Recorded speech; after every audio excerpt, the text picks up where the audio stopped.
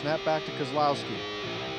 And he angles this ball near side, and it's going to take a bounce inside the 5, and it's down at the 2. That's why you punt the football. For Scott Kozlowski, the road to success hasn't always been an easy one. He came to West Virginia out of high school rated #1 in the nation by Scout.com. And in 2006, as a redshirt freshman, he became the starting punter. It was fun, you know, just getting college experience versus high school was way different. You know, it was a big shock to me. The speed was a lot different. Everybody always told me about, you know, watch out for the speed and watch out for the guys that are a lot faster in college compared to high school. But I thought it was an interesting, you know, it was definitely an interesting, you know, habit getting into, you know, trying to see how much faster I'd have to go or to see, you know, where I'd pin the ball versus in high school where I would just kick wherever. Things were going well for Scott until a bad punt in the 2006 Louisville game cost the Mountaineers a touchdown, and Scott found himself banished to the bench. I just basically, you know, was shocked at first and then realized, you know, I had to do whatever it took to try to get back into the good graces of the coaches or the coaching staff to try to get my job back or at least have a chance to get back out on the field.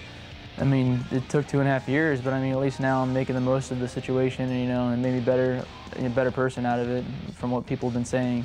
But it was hard. It had its moments, you know. It's not always easy, you know, losing your spot and sitting around and just watching other people. So that was the hardest part about it. That perseverance certainly paid off. Scott earned back his spot and took the field in this year's season opener for the first time in 2.5 years. I mean, a lot of guys who are redshirted, you know, maybe sit out a year and then get their playing experience back. But me being out for 2.5 seasons, it was kind of like a whole new thing to me. I felt like a freshman, basically.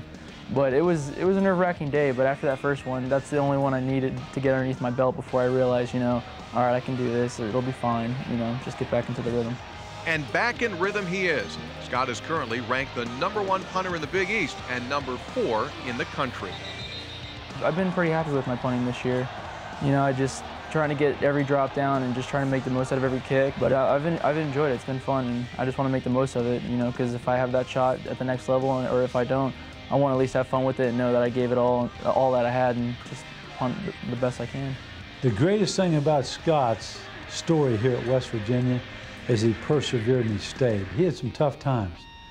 He hung in the boat, he stayed the course, he worked, he got better, but he wanted to be a West Virginia graduate.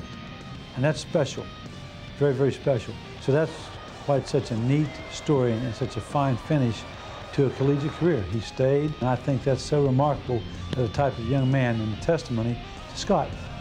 You know, my senior season, I'd like to go out with a bang. So hopefully, you know, I can finish out strong and, you know, make myself proud, my parents, and, you know, all the Mountaineer fans out there, you know, to prove to all of them that I had, you know, redeemed myself and that I made the most of my situation. Hopefully, you know, everything will work out.